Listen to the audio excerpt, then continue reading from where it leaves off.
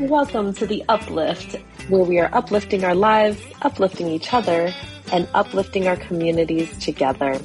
Thank you for joining myself, Cy Herrera, and Tessa Savala here, two women, two attorneys, doing it our way, and inviting you here each week to share in on the stories, advice, and life lessons we've picked up along our journeys that keep us uplifted, and that will hopefully do the very same thing for you. Now buckle in and let's get ready to be uplifted. Hello, everyone. I'm Tessa, and I'm so glad you're here. I am joined today by the lovely and talented Cy. Thank you, Tessa. Hello, happy to be here as well. I was watching a rom-com this weekend on Netflix with Reese Witherspoon and Ashton Kutcher, and in the middle of it, I was surprised by some really fantastic life advice. There was this character played by Tig Notaro who said to one of the other characters, "Why are you telling yourself that story?" Trying to get them to change, the way they were perceiving themselves in the situation. And I thought, wow, that is deep. That is so important. And that is such a great uplift because why are we talking to ourselves in such bad ways? I mean, I know I'm guilty of it at times. Yeah, it's And hard. I'm It can be thinking, natural. Yeah. it's natural. It is so like ingrained in society. Like I'm thinking of an Mm. example, college where there were women, I guess would be the right phrase, who thought that by the age of, you know, 25, they need to be married. By the age of 30, they needed to start, they had to have had their first child, right? Had to have their second child well before they hit 35. And it was Mm. just like this timeline. And I'm like, I remember thinking, who made up this timeline and why Mm. is everybody buying into it? But that's just like one of 1,000 examples of All the things that we tell scripts. ourselves. Yeah, all the scripts that we ascribe to. We're like, yep, that's for me. Yeah. And I thought, this is a great phrase. Why are you telling yourself that story? Because, I have been known to say, stop talking to yourself like that. And it doesn't convey the same thing, right? Because then Mm. if you're the person who's receiving that message, why are you talking to yourself like that?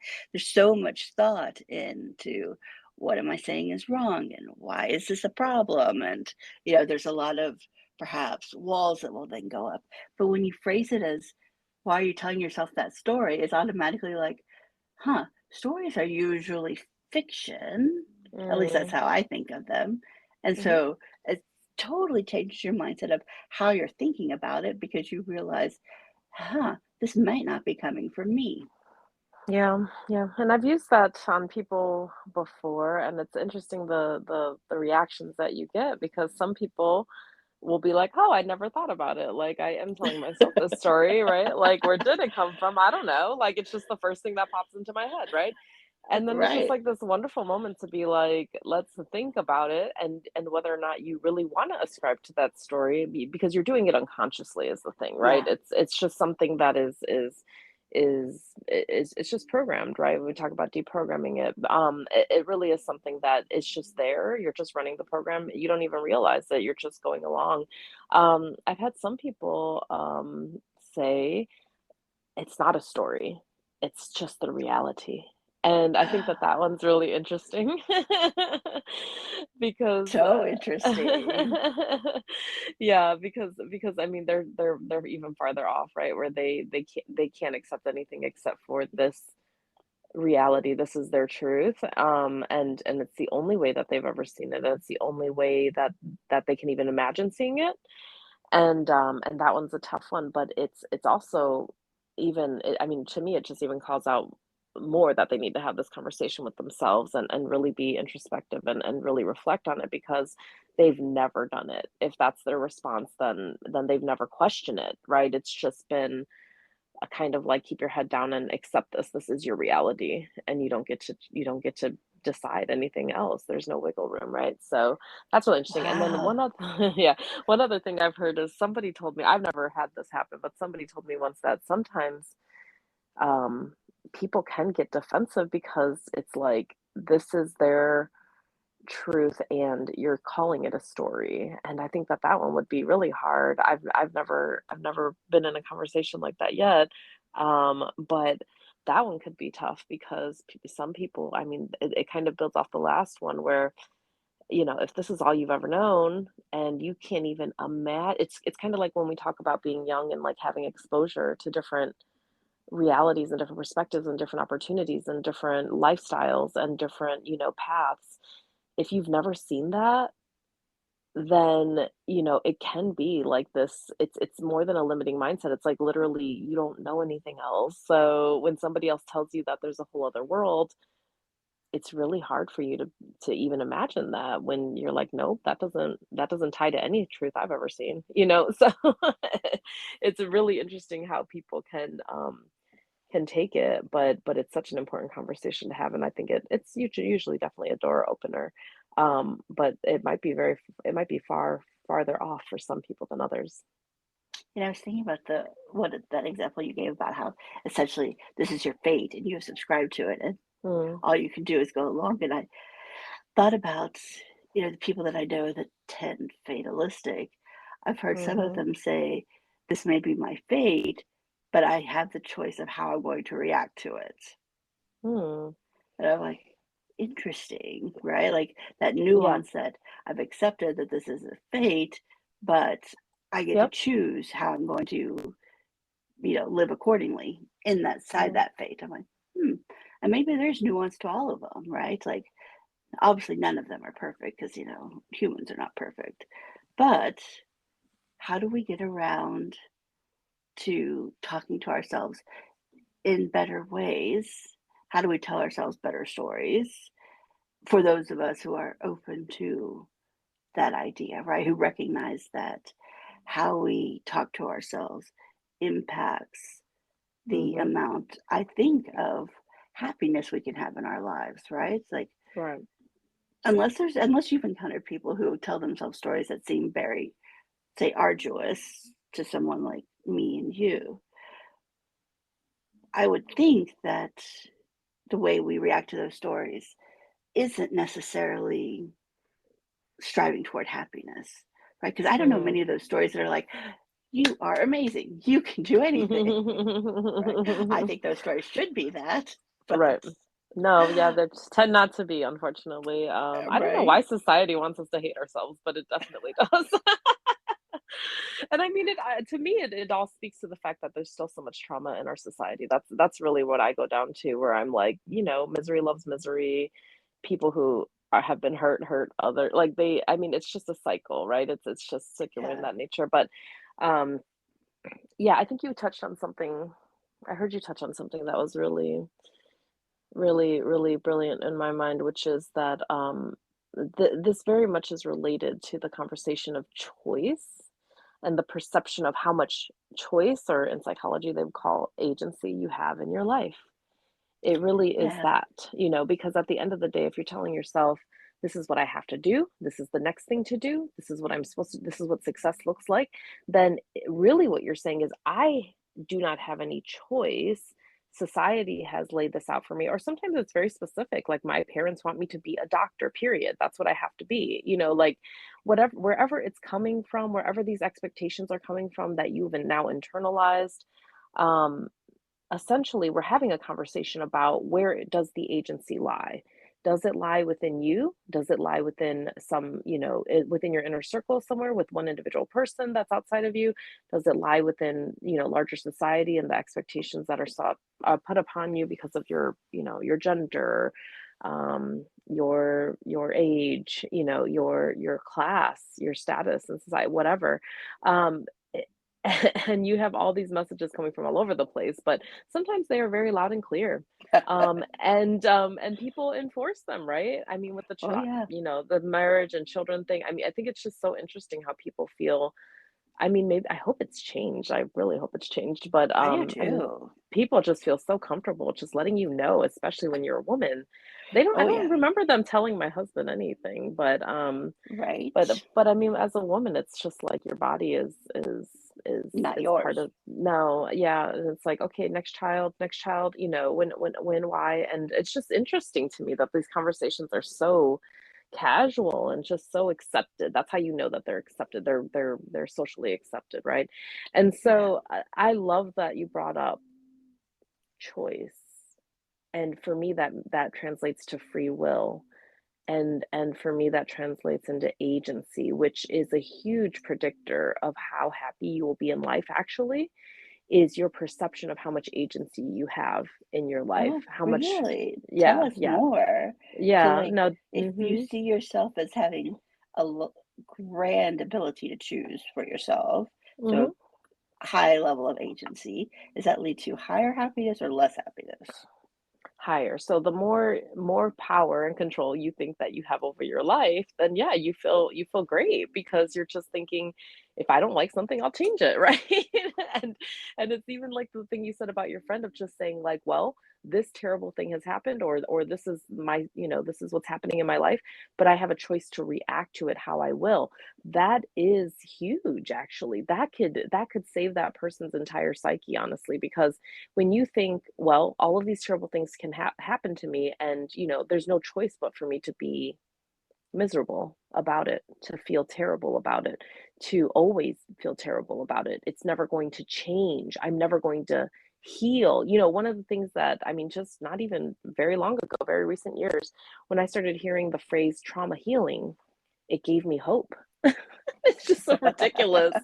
It's so No, no, it's not ridiculous, but ridiculous. I mean, No. it feels so amazingly funny that it's just this, you know, two words put together gave me hope, where I was just like, I was steeping in the idea that like so many people, especially, you know, people that I love, just you know, my ancestors, just so many people and so many others have experienced such incredible trauma, and grappling with that and knowing how damaging it is, right? Because I learned how Yeah.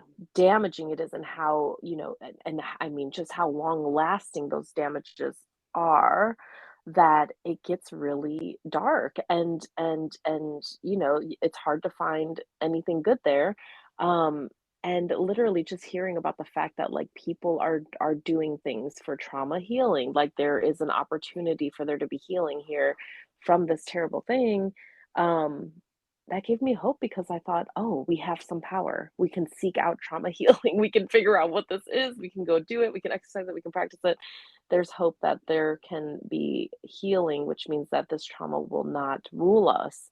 And I think it's the same thing like we were talking about at the top, is what is the story that you're telling yourself? Well, the the stories come from what you know, and that's the part that is really intriguing to me, is that when people get introduced to somebody who has an unlimited mindset, right? Who has an kind of, you know, a heightened, not, I won't say heightened, but just, you know, a mindset that is not bogged down by one perspective, or just negativity in general. Somebody who seeks out a positive mindset, a positive outlook on the world. Um, Sometimes that can be extremely life changing, because people literally have never heard this before. It's like going to a new place and seeing people do something that you didn't know people do, you know? It's like, "Oh, it's real," right? It's a case in point. You're like, "Oh, you can do that." Yeah, like, "You can do that?" You're setting an incredible example of, like, it's okay. Yeah, you can think this way. You can change the narrative. You're allowed. It's alright, right? Yeah. And that can make all the difference for people, for sure. This made me think of a really funny story that happened recently in my life. I have developed we'll call it a strong interest in football, the world sport. And so I've started watching a lot of football, both domestic and European leagues. And in that, I have watched documentaries about football. Well, I was watching this documentary about FIFA and the problems with FIFA and FIFA Mhm. advertisers. And their first advertiser, when they started down this path, which was in, I think, the 60s or 70s, was with Adidas, which in the United States people would call Adidas. So I realized that Adidas was actually a German company, which it is, and Mm. was two brothers, and the name came from their family name, and it was actually Adidas is how it should be pronounced. So I'm relaying this story to a friend of mine who is very much into American football, and he says to me, Tessa, if you say that to other people, they're just going to laugh at you if you refer to Adidas as Adidas. And I'm like, I looked at him, I said, why would I care what other people think? Especially for my Eurocentric Right, world, right? right. Excuse me. Like, born in my formidable years in Europe, and that even in the United States, a European household, because my mother was European. And I thought to myself, well, I guess I am too, since I was born there. But anyhow, on to it, European bias here because of this. And I'm like, huh, I'm pronouncing it the proper European Right, way. right. And this American guy is like, yeah, you can't say that here. And I'm like, what? And then, but that was shocking to me. And then what was shocking to him, and I saw it on his face, was me saying, "Why would I care what other Right. people think?" That's a foreign concept to so many people. That's one of my favorites. Yeah, Oh my God. and this is a guy in his 70s, and he was just like, Wow. "What?" And I'm like, "Oh my God, how Wow. have you lived Yeah. this long How? Yeah. and How not did you not drive care?" yourself insane? I tell people that I'm like literally I figured this out in my teen years. I was like, if I tried to please everyone and tried to do what everyone expected of me, like I would be killing myself basically. Like and then Yeah, not only that, but like literally it's impossible. I'm like, this person right. wants me to do this, that person wants me to do that. And so, like, literally, it's impossible. You cannot do it. I'm so glad I figured that out early too, because I mean, you will spend so much time trying to please different people, and then you'll wonder, like, why it never works. Like, literally, there's too many different, opinions of what you should be doing with your life. Right, and I think how you react to those type of situations really determines the stories you tell yourself, Hmm. right? Like, Oh yeah. there are times where I tell myself stories that aren't great, but most of the time, my stories are about self-defiance, like, or self-reliance and defiance. Like, why would I care what anyone else Oh, thinks? I gotta share this quote from Coco Chanel. It's one of my favorite. It's a little snarky, so it's not really in the brand, but it's so good. She says, "Why would I care what you think of me? I don't think of you at all." I Right? just I can't. I'm like, I love this quote so much. And it's a little sassy, but I love Yes. it because at the same time it's like you have to be a little sassy sometimes in society because it's that defiance piece, right? Where it's like Yeah. you are taught that you're supposed to care what everyone thinks of you. You should dress for the way everyone expects you to dress. You should speak the way everyone expects you to speak. You should date who everybody wants you to date. I mean, literally it will go on and on and on for the rest of your life. And people, Yeah. um people who defy those social norms are really the ones who do amazing things, and people are like, oh, how did that happen? Like, they're so shocked, and it's like, because I didn't listen to you."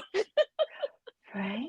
And, I find that the people who have that type of, like, "I can do anything, I don't put limits on myself, I'm Hmm. not caring what other people think," are more of the people on the outside Hmm. of, say, the norm, the privilege, the people who everything, like, comes to. I find that those people tend to worry more about what other people think than the people who have existed kind of on the outer fringe of always being othered by somebody.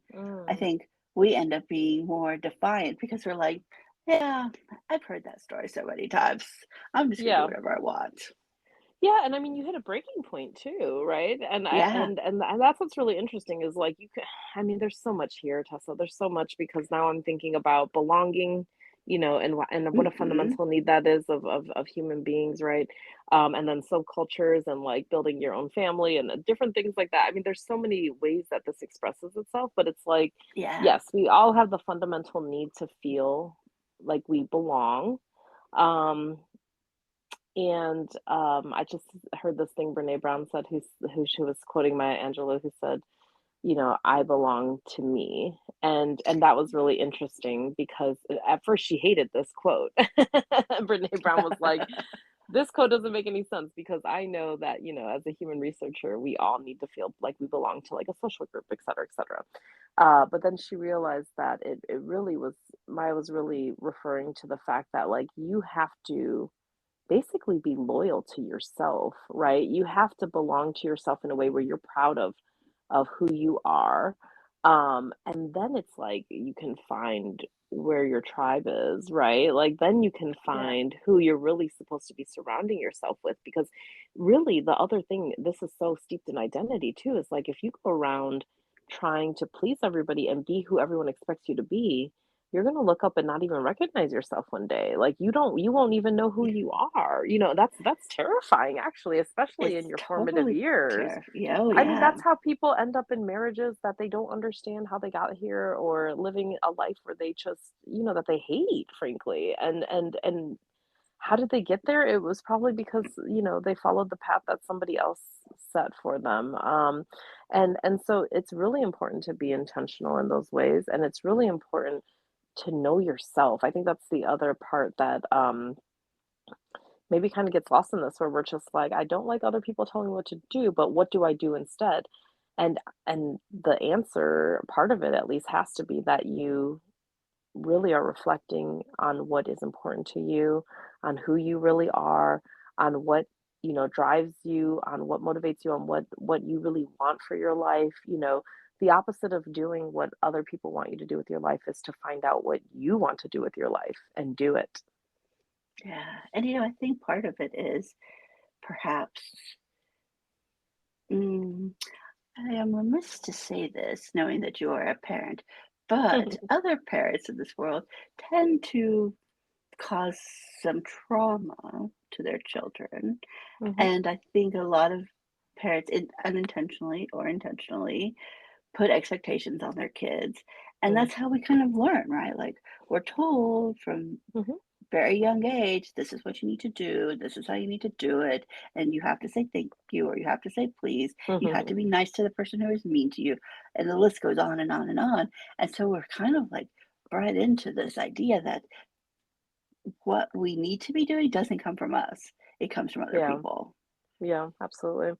Yeah, and you've internalized so much, and I mean, I would venture to say probably all parents cause some trauma to their children, and it's always I mean, it's usually unintentional. I sometimes it probably is intentional, but for the most part, it's just true. And I think about it as a larger thing of like, as individuals, I think, or at least I expect in my human experience that most of us are trying to seek some kind of enlightenment of some sort. Like we're trying to Yeah, grow, we're trying to get to some higher level, higher plane. And when you talk about parenting and rearing children, raising children, it's really interesting because it makes me contemplate this idea that like as a society, it's almost as though we are doing the same thing. Now we can argue like how good that's going, how well is that going, but it's like every new parent thinks, wow, my parents did X, Y, and Z wrong. I'm never gonna do that with my kids. I'm gonna do this, right? And right. then and then, there's unintended consequences, there's some other traumatization that happens for other reasons, and then those kids look back at their parents and say, these parents traumatized me in these ways. I'm never going to do that with my children, right? And so it's just so interesting that the cycle goes on and on. And but the other thing I picked up on when you were talking is for me, I don't this word is probably really packed and loaded, but it's somewhat akin in my mind to grooming. Like you're just grooming a child to function in the world that Yeah, exists, right? And so like yeah. right now, I know how society is. I know how I want it to be. Um, and I I'm guess we could say essentially preparing the child for right. Well, you society. are. Yeah. You really are preparing a child for the way that the world is. And hopefully the world will be different by the time that they get older. I mean, think about our generation. Our generation right now, the world is completely different than when our parents grew up. It's Oh, just, yeah. and no matter where they grew up, it's completely different than it is Yeah. now. And we would never teach ourselves some of the things that they Right. taught us, But they taught us those things because they knew the world as it was. They don't know the world for what it's going to be, right? And so what's interesting in that lesson alone is that if you're growing, and you're coming of age at any given time, you have to know that, your parents, maybe if they were, as good as they could be, they were teaching you for what they knew and for what society was at the time.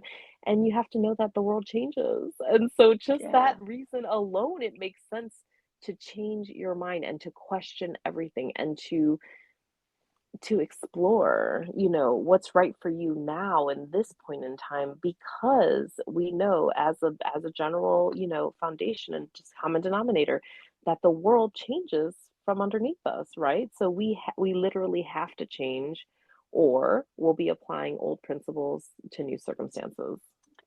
definitely. I have in the last couple of years stopped trying to, live in or live my life so that it is working its way through how the world is, and instead living my life in a way and Mhm.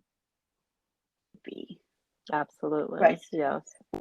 I think helped a lot for me during, say, all the social upheaval, whether it was women's rights, LGBTQ issues, Black Lives Matter, the litany that we saw, I think, become heightened during the pandemic. And I sat there and I thought, I have been guilty of sitting there and not laughing when somebody makes a sexist comment in a business meeting. Mm. Because I think if we've worked in corporate America, we've experienced that situation.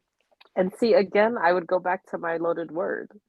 You've been Yep, groomed to do that. You've yep, been groomed to laugh against your own interest, and it's intentional. You see what I mean? Like yeah, that to me is like you are literally conditioned, if you will, to do it to make other people comfortable, even though you are probably incredibly uncomfortable, angry inside, yes. angry, And so, perturbed, yeah, disturbed for the rest of your day, but you're supposed to just deal with that because for the the story I sake of told other myself people. is that I was Mhm. supposed to just keep my mouth shut. Mhm. And And post that came from pandemic, somewhere. Yeah. post pandemic, that has changed because I have Mm, decided that I'm going to behave in the way the world should be. So now I no mm. longer sit idly by and I change the topic or I say that is inappropriate and then I just Mhm. keep Good for moving you. on. Yeah. And I mean that's really what it's about is if we're gonna recalibrate, if we're going to reprogram, we need tools. And that's the part where I love the uplift for that reason, because we're really working through it in ways where we are dealing with these things where we know they're not right. We know that we want them to be different, right?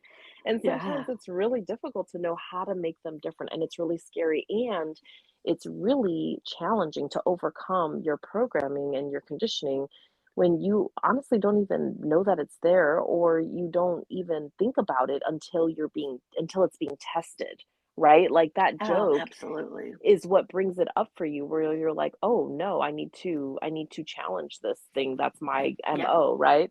And you wouldn't even think about that otherwise unless that happened, right? So that's where we can learn from each other, where it's like, if this ever happened to me, this thing that happened to my friend Tessa, now I know what to do. And we already have See? something to say. We already have a new script that we can point to, right? And it's just one of the many things that we have to prepare ourselves for in the new world that we And want to build. Mhm. what I love about our uplift is that our conversations and our advice that goes through it, it's not because we're professionally trained in this area, but Mm-mm. because we've been practically living life and trying to figure it out. Absolutely, absolutely, just like everyone else. And in these times, it's like there's nobody that even has, the playbook. That's another thing that I find really interesting is one of the things that I love. People talk often about how social media is so terrible, and it is in a lot of ways. But there are some things that I kind of really love about it. One of those Yeah. things is we're almost moving more to a collectivism, and I find that interesting because it is a social, like, I feel like anthropologists and anthropologic study will look at this time and think like something changed there, right? And you can Hmm. tell because there's so much backlash And that's when things are moving in a way that's a little too powerful too quickly for the status quo, for what people like. But that's okay. Like I'm interested in that, because just as much as, bad things are passing through, that's the same thing that happens in every new technology, every new news channel, every new, way of disseminating information. That always happens because humans are complex and we are not all, just good and perfect. And but there's something else that can be said where, you know, the newest generation, my understanding is their first, right now at least, their first stop is TikTok to learn about anything. And what's really interesting about that is that it's not experts. It's just people. And Yeah. and it's almost democratizing in a way where you're like, well, I seen 10 people say this and I only seen one person say this, and that might not be good. I mean, maybe there's 10 more people that just didn't record on TikTok. I don't know. But it's interesting to me. It's just fascinating that there is this collectivism, whereas it used to be, you had to have written a book. You had to Yeah. have been an expert. You had to have these certain initials after your name, right, for anyone to listen to you. Or it used to be TV. I mean, just think about that. It's like people think that people on TV are experts, and now people think that people on social media, on these different apps, they have some clout, right? And it's not that different than TV, frankly, except for with TV, you still had to go through a publisher, a broadcaster, all of these different what would you call it? Kind of like gatekeepers, basically, right? Hmm. And now there's less of gatekeeping in a way where people are literally even talking about that on TikTok. They're like, hey, I'm not going to gatekeep. I'm going to tell you all the ways that I got this and that and the other, right? Is it all real? No. Is it perfect? No.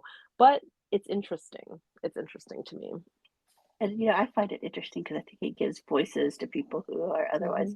not often heard. And I think of all of the um, times where I've seen on social media men stand up for feminism, Mm.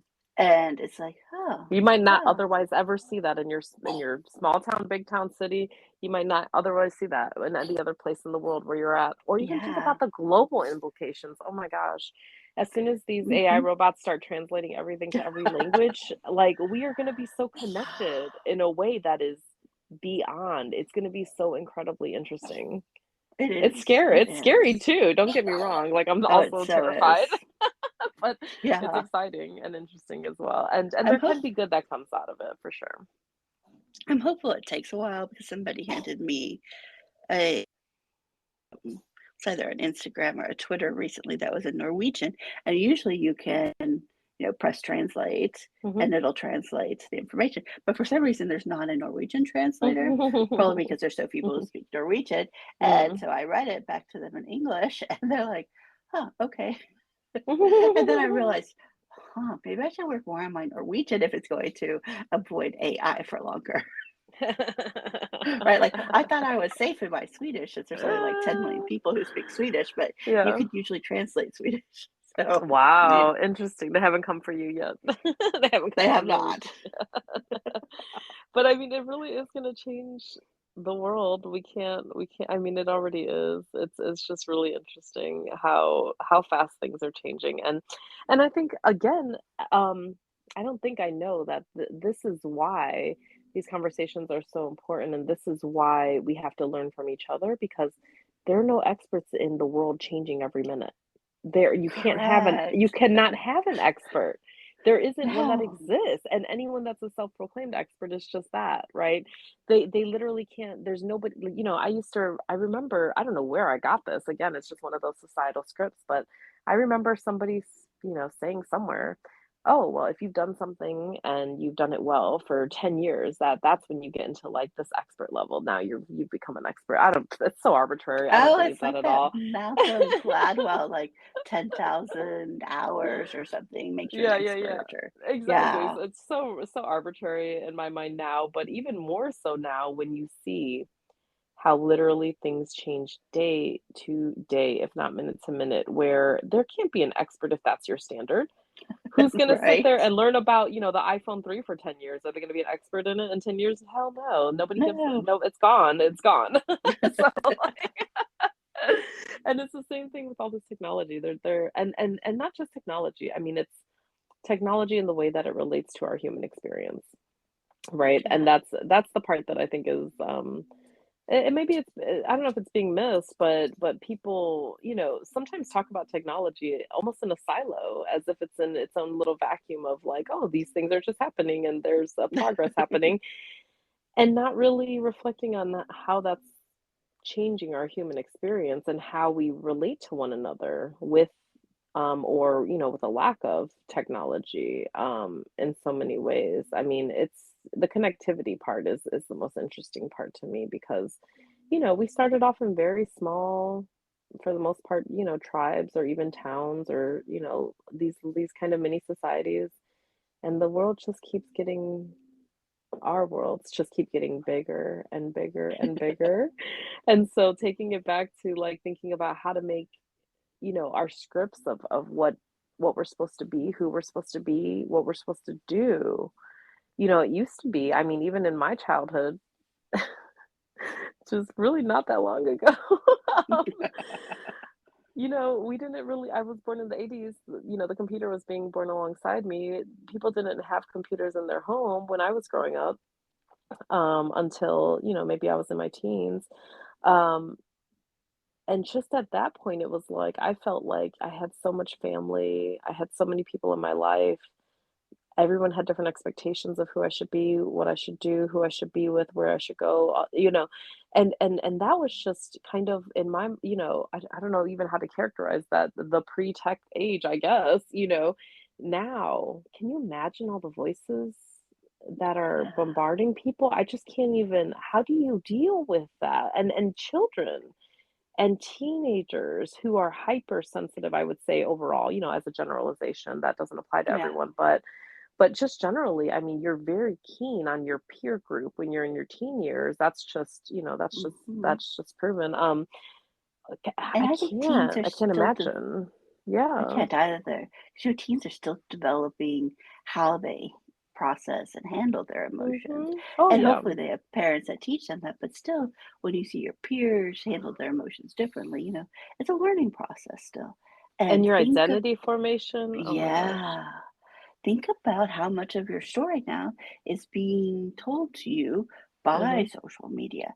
So I would take it upon all of us who are on social media in any shape, way, or form, start unfollowing people who don't make you feel good. And Mm. start unfollowing people who tell you you have to do X, Y, and Z to achieve happiness. Yeah. Right? Like, Yeah. especially if it relates to like you have to buy this product or you have to Mm. force yourself into this horrible situation. Like, find people who make you feel good and are out there to make you give you the tools and help you I feel, uplift you yourself and know, others. I feel like I'm just getting, and I'm in my late 30s, full disclosure, but I feel like I'm just getting to the point where I know who I am and what really makes me happy.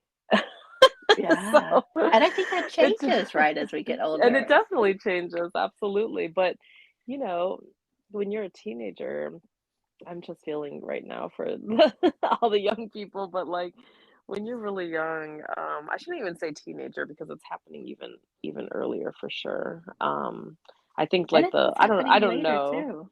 Yeah, and later too. Yeah, especially because again, it's all this new onslaught of information, opinions, standards, conditioning, right, that's coming at us. Um, Yeah. but yeah, it just worries me because, it's, they talked about FOMO for a little bit, and that's Mhm. it's kind of in the same space as that the thing I'm thinking about, a phenomenon where even though something doesn't make you feel good, you're seeking it out because you Yeah. want to know what you should be, what you should Right. look like, what you should be wearing, what you should be buying, Mhm. where you should be going, who you should be going with. All of those things are standards that are set. God, I get to be in anthropology right now. This would be so interesting. but, but it's one of those things where like okay, this is our new reality, and how are we gonna navigate it? And how are we going to put those healthy boundaries up in a way that Yeah. serves our best mental emotional wellness, and not just ours, but our, young people in our life, our older people in our lives. I mean, older people, they didn't see what was coming either with all this technology. This is why we have a lot of situations happening. It's a lot, and nobody is, and not that I'm even advocating for it, but I mean, there's no limiting mechanism happening, which I find really interesting. I mean, I know there's talks of some of it, and some people are taking some measures, but even that feels really interesting because we just don't know enough of like where, or maybe, maybe people would argue that we do, but um do we really know what's best? Do we even know what is best in the way that we interact with these technologies? I don't know that we do. I mean, I remember when the internet was coming out, we were just like, what's the word? Like so optimistic, idealistic about this is just going to be amazing. We're going to share all the information of the world. We're just going to like, be so smart, and it's going to serve the greater purpose of the world. Which in some ways is true, but in a lot of other ways not.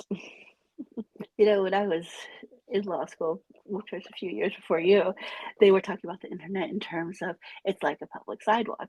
So sometimes I think of social media as Mm. I remember going to the mall as a teenager, right? Like and spending the afternoon at the Mm. mall.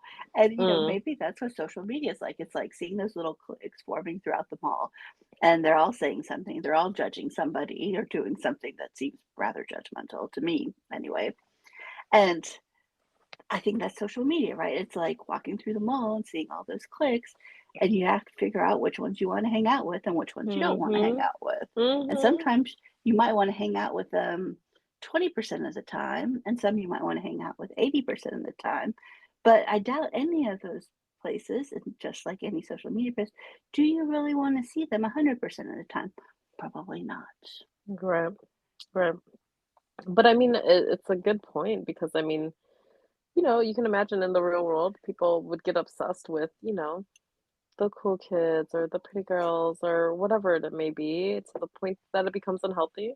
It's the same thing on social media. And I mean, and you can go to the mall and find the best people in the world that are like your new family. I mean, it's just another space. It's another Yeah, microcosm, right? And so it's it's a matter of how we can interact with it in a healthy way. And I think the thing that worries me, I guess, is our parents used to be able to say like, "Oh yeah, the playground. I know the playground. I remember when I was on the playground. This is what you have to do in the playground situation, right? Like hmm this person does this to you, this is what you do back, or this is where you do to avoid this situation, blah blah blah." Like at least we had some, mentors, somebody that came before us, possibly, at least hopefully for some people that could guide. I guess the scarier element for me is just keeping up with this ever changing landscape, right? Because like right now we're talking about social media. By the time my daughter is, in her teens, like it's going to be completely irrelevant probably. There's going to be some, some Metascape or something I don't know anything about, I've never been in it. And so how do I help her navigate it? I have no idea. But I do like your analogy because maybe that's what we need to do is relate everything that is new and different, ground ourselves in what it something we can relate to, something that we've been through to make it approachable, to apply the lessons that we've learned in those other spaces to this one. Maybe that's the right. Because key. it's all humans. I mean, even the AI is Mhm. essentially That's going to right. be humans because some human programmed them, right? So it'll all be human related, and hopefully we can use that example for whether it was the mall or the playground or the Mhm. bullies you found in high school or the good friends you had in high school, right? That helped you and gave you the tools to get through it all. Yeah. yeah, I think it's and it that makes human sense. interaction. Yeah. Yeah.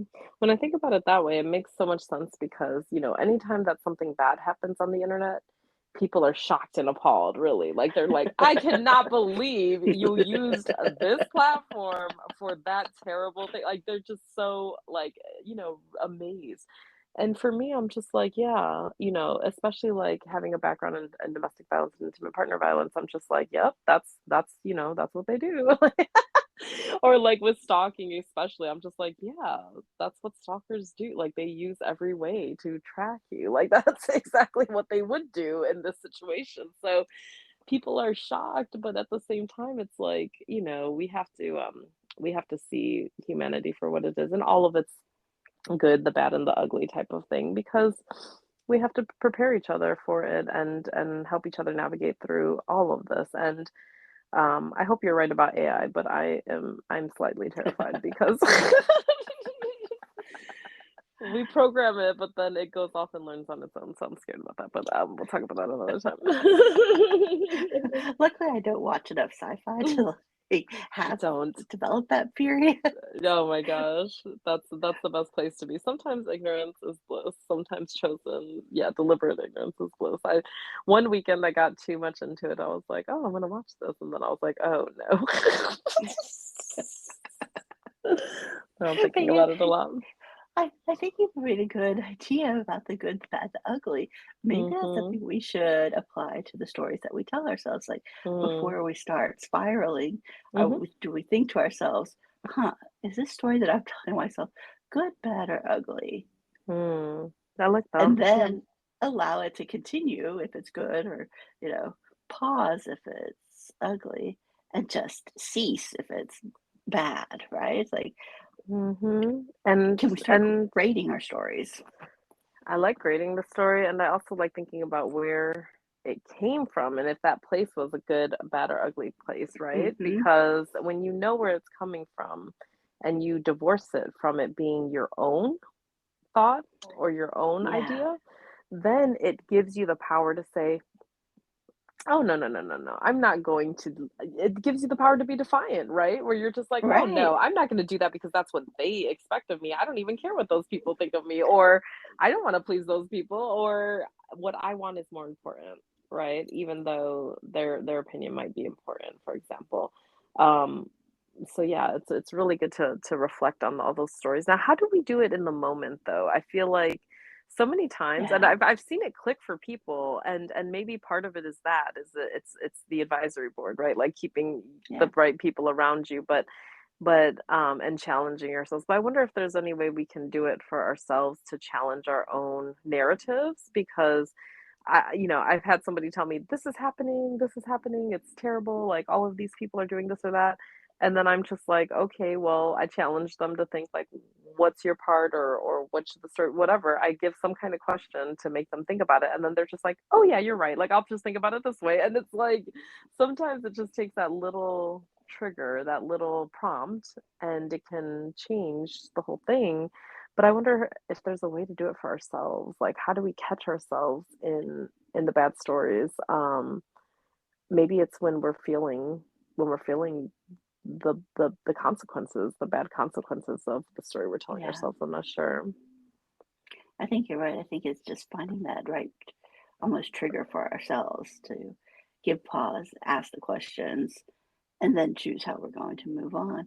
And I would also add, phone a friend, right? Like, Mhm. talk to your Mhm. advisory board. Mhm. Don't, it is okay to be vulnerable with the people that you have chosen to be around. Yeah. Yeah. And pay attention to your feelings, I think is probably a big part of that, right? Where like, for example, when somebody says that joke that is really offensive, when you feel offended. You Yep.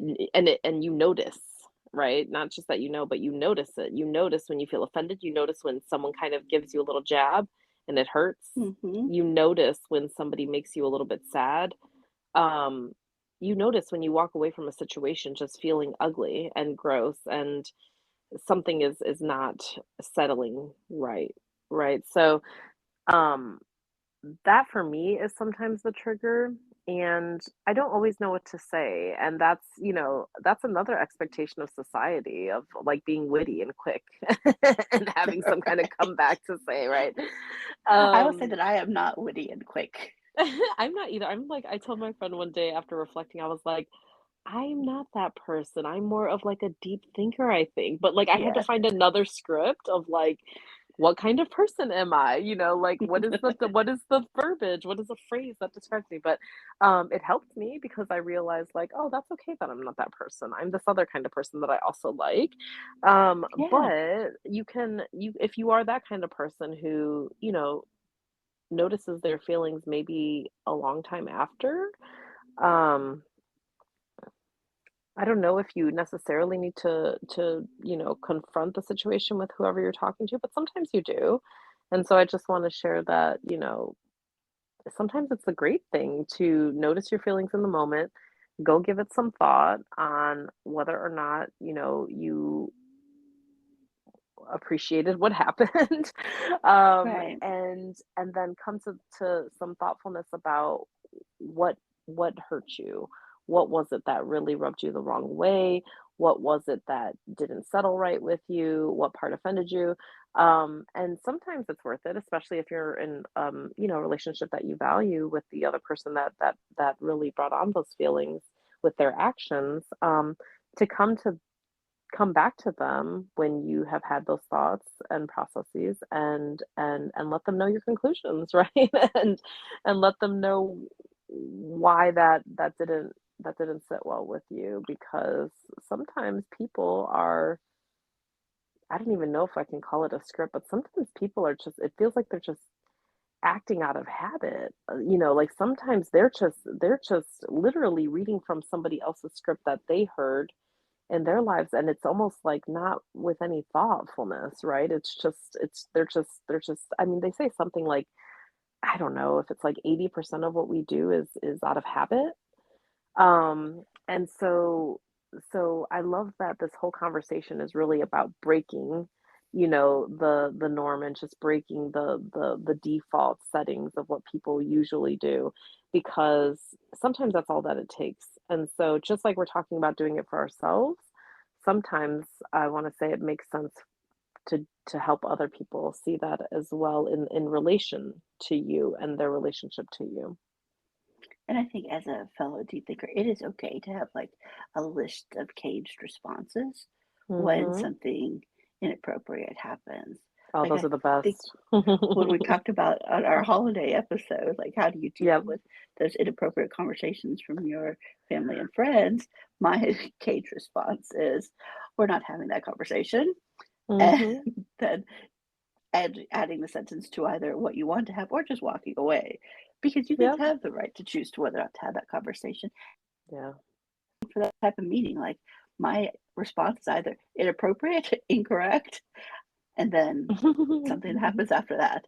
And sure, it's perhaps a little talked about in circles that, well, there's Tessa just speaking up again. But you know what? That's okay because I don't care Mhm. what their Mhm. thought is. For me, it was important that that kind of, you know, whatever it was, sexist, racist, homophobic, Yep. whatever comment Yeah. got shut down because it's not appropriate. Exactly. Yeah. And you're being true to yourself in that moment, and it feels good. Even though something bad happened, if you're true to yourself, Yeah. you feel good about what happened, right? And even though the thing that was said was not okay, you did what you had to do in that moment, and that reaction. It's just like what your friend said of, like, this is my fate, but I can respond to it however I Hmm. choose. It's the same thing. It's like you can't control other people, right? Like they're gonna do whatever they're gonna do, but you can Hmm. control how you react to it, and and the challenge that you put out in that moment if you feel safe to do it. So, Yeah, because yeah. I can safely say that if I didn't speak up, then, for 10 years, I'd probably think, man, I really should have spoken up. But will I rethink speaking up? No, I won't. Exactly, right, yes, and so, um, I think this all kinda culminates in knowing yourself, firstly, Hmm. right? Really taking the time to get to know yourself. Are there ways that you do that, Tessa, I feel like for me, or I can share that with me, just a little like meditation, an opportunity to just be quiet and and let my thoughts be my thoughts and not influenced by the outside world. That has helped me get connected to myself a little bit more through life. Is there anything that it really works for you? And meditation, but also being okay with like the weird parts of me, right? Like The being best okay parts. with yes. But The I crunchy think bits. it started as a kid where it was like okay in my mind to wear wooden shoes to elementary school. It didn't bother me. Yeah. And I think it's that. It for me, it's not worrying what other people think. And it's a conscious reminder constantly to not worry about what other people think. Yes, yes. So knowing yourself, taking the time to know yourself, and then noticing, the emotional Yes. reactions that you are having as you navigate this wild, wild world, right? Mhm. Um, and then consulting yourself and the people that you love and trust, in determining how you're going to react, whether it be a reaction in the moment, so you have canned responses, anytime that this kind of situation happens again, or how you're going to react, with a longer kind of game plan, as much of like Tesla said, I'm going to behave in these ways in order to try to create the world that I think should exist, right? Like that is a philosophical determination. Like you have created in your mind a new script. So write the new script intentionally with your whole being and your true self and maybe the people that you love and trust the most. Yeah. And be okay with talking about the idea of stories that you tell yourself and exposing the ones that are bad and sharing the ones that are good so that others can find it helpful too. Hmm. Because I think that's what's really helpful for me in the uplift is hearing, Cy's stories and Cy's navigation of these situations because it gives me the tools too, whether or not I do it exactly like it or I'm like, hey, I can take this one part and adapt it to something. And Hmm. wow, that really fixed the problem I was dealing with. Same. Absolutely. Yeah. And we can all be here for each other in that way. And so we're going to be navigating these uncharted waters apparently for the rest of our lives together. It's Yes, it's always going to be a new adventure, which is what makes life exciting. So I I think so. yeah, I'm not fearful. I'm excited and when you have a good crew, then you're going to be okay. And everyone listening can always email us if you don't have anyone to talk to, because we'll help you figure it out. Absolutely. Thank you for being part of this uplift community. Thank you, Tessa. Thank you, Cy, and I so look forward to talking to all of you again. Be well. Bye-bye.